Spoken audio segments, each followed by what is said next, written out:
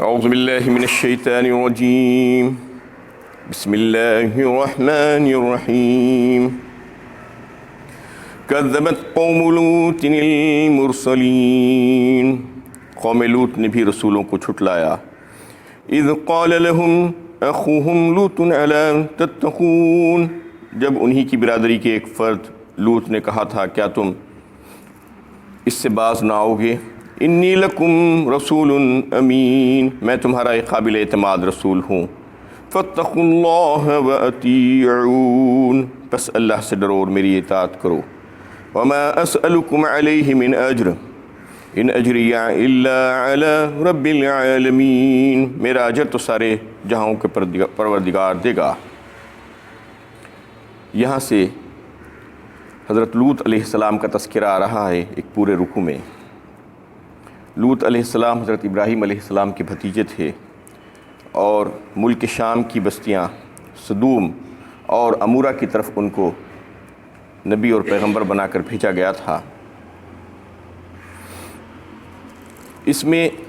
اللہ تعالیٰ نے یہ بات جو بتائی ہے کہ جیسا کہ دوسرے انبیاء کرام اللہ کا پیغام پہنچاتے تھے، ویسا ہی وہی باتیں انہوں نے بھی کہی سب سے پہلے کہ میں ایک امانت دار رسول ہوں، اور تم اللہ سے ڈرو اور میری اطاعت کرو، اور پھر میں اس کام کے سلسلے میں کوئی تم سے معاوضہ طلب نہیں کرتا، میرا معاوضہ تو اللہ رب العالمین کے ذمے ہیں۔ اور ایک اہم بات جو سارے نبیوں نے جو اللہ کا پیغام پہنچایا سب کے سب ایک ہی تھا، مشترکہ پیغام تھا، وہ ایک اللہ کی عبادت۔ وما ارسلنا من قبلک من رسول الا نوحی الیہ انہ لا الہ الا انا فاعبدون، سورہ انبیاء پارہ 17 میں اللہ تعالیٰ نے اس کا تذکرہ کیا ہے کہ آپ سے پہلے جتنے بھی نبی اور رسول ہم نے بھیجے ہیں ان کی طرف وہی کی، اور یہ بتایا گیا کہ میں ہی معبود برحق ہوں اور میری ہی عبادت کرنی چاہیے، یعنی ایک اللہ کی عبادت کی بات سارے نبیوں نے کی۔ یہ مشترکہ پیغام تھا، اور یہ سب سے پہلا فرض منصبی تھا نبیوں کا۔ یہ پیغام بھی حضرت لوط علیہ السلام نے اپنی قوم کو پہنچایا۔ اتأتون الذکران من العالمین، کیا سارے عالم میں ایک تم ہی ہو کہ مردوں سے اپنی خواہش پوری کرنا چاہتے ہو؟ وَتَذَرُونَ مَا خَلَقَ لَكُمْ رَبُّكُمْ مِنْ أَزْوَاجِكُمْ، اور تمہارے پروردگار نے تمہارے لیے جو بیویاں پیدا کی ہیں انہیں نظر انداز کیے دیتے ہو، بلکہ تم گناہوں میں سے حدود انسانی سے گزر چکے ہو۔ اس میں ان لوگوں کی ایک انتہائی بری عادت اور ایک بیماری جو ان کو تھی اس کا تذکرہ اللہ تعالیٰ نے کیا ہے، کہ جس کو لواطت سے تعبیر کیا گیا ہے کہ اس قوم کو اللہ تعالیٰ متنبع کر رہے ہیں اور ان سے پوچھ رہے ہیں کیا تم اپنی خواہشات نفسی کو حاصل کرنے کے لیے عورتوں کو چھوڑ کر مردوں کو حاصل کرنا چاہتی ہو، مردوں کے پاس جانا چاہتی ہو، جبکہ اللہ تعالیٰ نے تمہارے لیے عورتوں کا جوڑا مقرر فرمایا ہے، اور عورت اور مرد میں ایک دوسرے میں جو ہے اللہ تعالیٰ نے کشش اور جاذبیت رکھی ہے۔ یہ عین فطری بات ہے، اس کو چھوڑ کر تم غیر فطری عمل کرنا چاہتی ہو، اور یہی چیز آج دنیا میں یہ فعل خبیث جو ہے چوطرف پھیلا ہوا ہے، یعنی امریکہ اور یورپ سے لے کر جو ہے بڑے تہذیب یافتہ ممالک کہلانے والے یہ لوگ اس کو قانون کا درجہ دے دیے ہیں اور اس کو تسلیم کر لیے ہیں، اور ان کے پاس اس کے گناہ کا تصور باقی نہیں بچا ہے۔ ایسی قوم کا اگر مزاج ایسا ہو جائے تو پھر ان سے کیا اچھے اور بھلے کی جو توقع کی جا سکتی ہے؟ بتائیے کہ یہ لوگ اس کو جو ہے یہ کہتے ہیں کہ اگر دو لوگ اپنی رضامندی سے باہم رضامندی سے رہنا چاہ رہے ہیں تو ہمیں کیا فرق پڑتا ہے اس سے، ہم کیوں ان کو روکیں؟ یہ وہ لوگوں کا رجحان ہے، یعنی وہ لوگ اس کو جو ہے گناہ کو گناہ نہیں سمجھ رہے ہیں، اس کو تسلیم کر لیے ہیں۔ اور ایک بات اس میں اس آیت میں اللہ تعالیٰ نے جو بات بتائی ہے کہ تم اپنی بیویوں کے پاس کو چھوڑ کر دوسروں کے پاس جاتی ہو، من ازواجکم کہا، من سے جو ہے من تبعیض کے لیے یہاں پر لایا گیا ہے۔ اس کا مطلب یہ ہے کہ اللہ تعالیٰ نے تمہاری بیویوں کے لیے جو فعل جو ہے جو فطری رکھا ہے، جو جس طریقے سے جو ہے ان کے ساتھ تم کو یعنی ہم بستری کرنا ہے، اس طریقے کو چھوڑ کر تم غیر فطری طریقے سے اگر ان کے پاس جاتی ہو، کیا یہ بھی پوچھنا چاہ رہے ہیں اللہ تعالیٰ کہ یہ کام بھی حرام ہے۔ اور اللہ کے نبی صلی اللہ علیہ وسلم کی حدیث ہے کہ ایسا کام کرنے والا جو شخص ہے اس پر اللہ کی لعنت ہے، نعوذ باللہ منہ۔ تو اس سے بھی جو ہے ان کو روکا گیا اور منع کیا گیا، اس میں بتایا گیا کہ من ازواجکم کہہ کر کہ اپنی بیویوں کے پاس جانے کا جو طریقہ اللہ تعالیٰ نے جو مقرر کیا ہے، جو فطری طریقہ ہے، وہ فطری طریقے کو چھوڑ کر تم کیا غیر فطری طریقے کو اختیار کرتے ہو۔ اور پھر جو ہے آپ دیکھیے کہ جو بھی واقعات جو سنائے جاتے ہیں، جو پچھلے نبیوں کے واقعات سنے جاتے ہیں، یہ کوئی قصے کہانیاں نہیں ہوتی، بلکہ اس میں عبرت اور نصیحت کے بے شمار پہلو ہوتے ہیں۔ اس میں آپ کو غور و فکر کرنے کی دعوت اسی لیے دی جاتی ہے کہ اس کو صرف پڑھ کر اس کے اوپر سے مت گزر جاؤ، بلکہ دیکھو کہ اس میں اللہ تعالیٰ کیا پیغام دینا چاہ رہے ہیں۔ اس میں دو اہم پیغام ہیں ان لوگوں کے لیے جو سمجھنا چاہتے ہیں، جو اس میں غور و فکر کرنا چاہتے ہیں۔ ایک تو یہ کہ اس قوم کے یعنی اس فعل بد کرنے کی وجہ سے کتنا سخت عذاب اللہ تعالیٰ نے ان کے اوپر بھیجا، اس کا تذکرہ آگے آپ سنیں گے کہ کتنا سخت عذاب، یعنی ان کی بستی کو اوپر لے جا کر اس کو پلٹ دیا گیا اور پھر ان کے اوپر پتھروں کی بارش کی گئی، سوائے اس وجہ سے کہ یہ فعل بد کرتے تھے، اس قسم کی عادت اور بیماری میں مبتلا تھے، تو اللہ تعالیٰ نے ان کو ایسی سخت سزا دی۔ اور آج جو لوگ دنیا میں اس کام کو کر رہے ہیں اور ایک قانون کا درجہ دے کر کام کر رہے ہیں، ان کو اس بات کا اندازہ ہونا چاہیے کہ یہ کام کرنے کی وجہ سے وہ اللہ تعالیٰ کے غضب کو کیسے للکار رہے ہیں اور کیسے عذاب اللہ تعالیٰ کا ان کے اوپر آ سکتا ہے۔ وہ عذاب کے لیے تیار ہو جائیں اللہ کے، اگر اس کام سے باز نہیں آئیں گے تو۔ یہ بڑی بدقسمتی کی بات ہے کہ ہندوستان جیسے ملک میں بھی، یعنی جو ایک تہذیب اور تمدن کا ملک کہا جاتا ہے اور ایک مذہبی ملک جو ہے سمجھا جاتا ہے، اس میں بھی چند سال پہلے یعنی عدالتوں نے یہ فیصلہ دیا کہ یہ جو ہے ان کے حق میں ہم کچھ نہیں کہہ سکتے، اس لیے کہ دو لوگ باہم رضامندی سے اگر رہنا چاہ رہے ہیں تو پھر ہم کو یہ حق نہیں پہنچتا کہ ان کو روکیں۔ یہ کتنی شرمناک بات ہے، یعنی بے شرمی اور بے حیائی کی انتہا انہوں نے کر دی، اور اس پر تبصرے کیے جا رہے ہیں، لوگ اس کی تائید کر رہے ہیں کہ یعنی جنگل کے جنگلی جانور اور وحشی جانور بھی یہ کام نہیں کرتے، اللہ تعالیٰ نے ان کو بھی اس سے جو ہے روک دیا ہے۔ لیکن انسان ہے کہ انسان اس قسم کے کام کر رہا ہے، اس پر چرچا بھی ہو رہی ہے، اس پہ بحث بھی ہو رہی ہے، اس کو قانون بھی بنانے کی کوشش کی جا رہی ہے، اس پر فیصلے بھی آ رہے ہیں۔ یہ بات سوچنا چاہیے کہ آج جو لوگ اس قسم کے کام کر رہے ہیں اور اس کو جسٹیفائی کر رہے ہیں اپنی یہ ایکٹ کو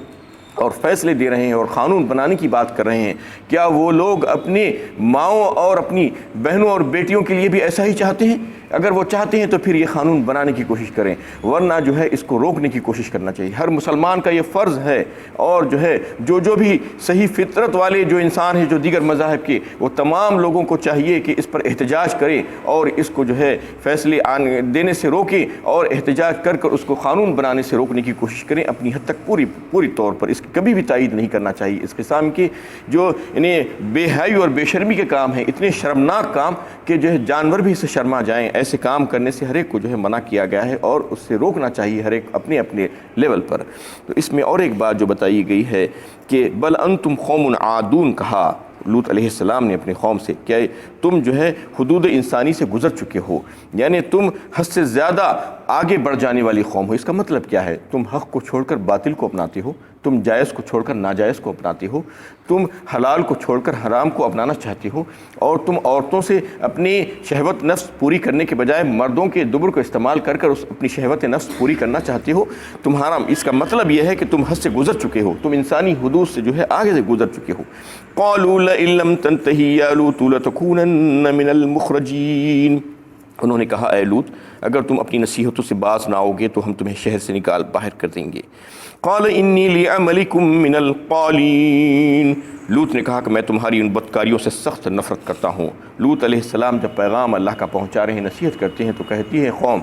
کہ اگر تم اس سے باز نہیں آؤ گے تو ہم تمہیں اپنے شہر سے باہر نکال دیں گے۔ اور پھر اس پر لوط علیہ السلام نے کہا کہ میں تمہاری ان بدکاریوں سے سخت مایوس ہوں اور اس سے سخت نفرت کرتا ہوں، اور میں نے اللہ کا پیغام پہنچا دیا، میں نے حجت پوری کر دی۔ رب نجنی واہلی مما یعملون، لوط نے دعا کی اے میرے پروردگار مجھے اور میرے اہل و عیال کو ان کی بدکاریوں کے وبال سے بچائیے۔ فنجیناہ واہلہ اجمعین، لہٰذا ہم نے انہیں اور ان کے سبھی گھر والوں کو بچا لیا۔ پھر جب لوط علیہ السلام نے اللہ سے دعا کر دی اور یہ سمجھ گئے کہ اب میں اپنا کام پورا کر چکا ہوں اور اب عذاب آنے والا ہی ہے، تو اللہ سے یہ دعا کی کہ اے اللہ مجھے ان کے بدکاریوں سے محفوظ رکھ اور اس عمل سے مجھے بھی محفوظ رکھ، اور اس کی جو خراب اور برے نتائج آنے والے ہیں، ان کا وبال جو آنے والا ہے، وہ وبال سے بھی مجھے اور میرے اہل و عیال کو محفوظ رکھ۔ تو اللہ تعالیٰ کا عذاب آیا، سب کو گھیر لیا سوائے الا عجوزا فی الغابرین، ایک بڑھیا کہ جو پیچھے رہ جانے والوں میں سے تھی۔ ثم دمرنا الآخرین، پھر ہم نے باقی ماندہ لوگوں کو ہلاک کر دیا۔ اس میں اللہ تعالیٰ تذکرہ فرما رہے ہیں کہ سب کے سب ہلاک کر دیے گئے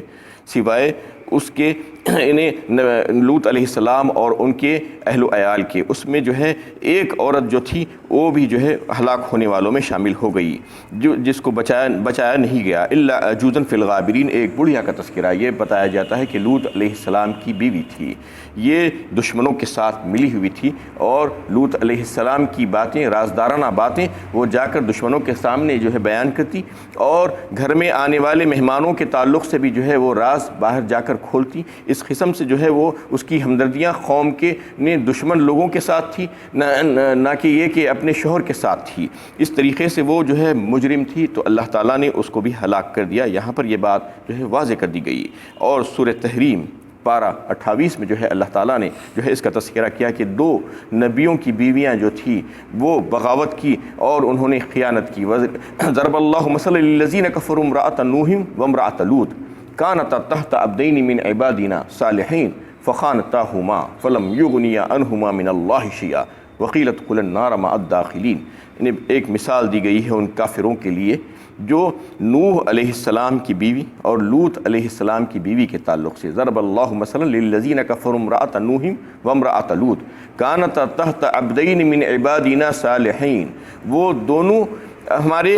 بندوں میں سے انتہائی شائستہ بندوں کے گھرانوں میں تھی۔ اللہ تعالیٰ بیان فرما رہے ہیں وہ دونوں عورتیں ہمارے بندوں میں سے انتہائی شائستہ، نبی کیسے ہوتے ہیں؟ انتہائی شائستہ لوگ ہوتے ہیں، ان کے گھروں میں تھی، لیکن انہوں نے خیانت کی۔ فخانتاہما فلم یغنیا عنہما من اللہ شیئا، پھر انہیں اللہ کے عذاب سے کوئی نہیں بچا سکا۔ وقیل ادخلا النار مع الداخلین، اور ان سے کہہ دیا گیا کہ داخل ہو جاؤ جہنم میں داخل ہونے والوں کے ساتھ۔ تو اس میں ایک بہترین اور انتہائی اہم پیغام ہے غور و فکر کرنے والوں کے لیے کہ دیکھو اس میں جو بات بتائی گئی ہے، اللہ تعالیٰ جو بتانا چاہ رہے ہیں کہ یہ نبیوں کی بیویاں تھیں، ان کو بھی کوئی عذاب سے نہیں بچا سکا۔ آج دنیا میں لوگ اپنے بزرگوں کے تعلق سے، اپنے بڑوں کے تعلق سے اور نیک بندوں کے تعلق سے یہ عقیدہ رکھتے ہیں کہ وہ ہمیں بچا لیں گے، وہ ہمارے لیے نجات کے لیے کافی ہے، ان کا عمل ہمارے لیے کافی ہے، ان کی نسبت اور ان کے ساتھ ہمارا رشتہ ناتا اور ان کے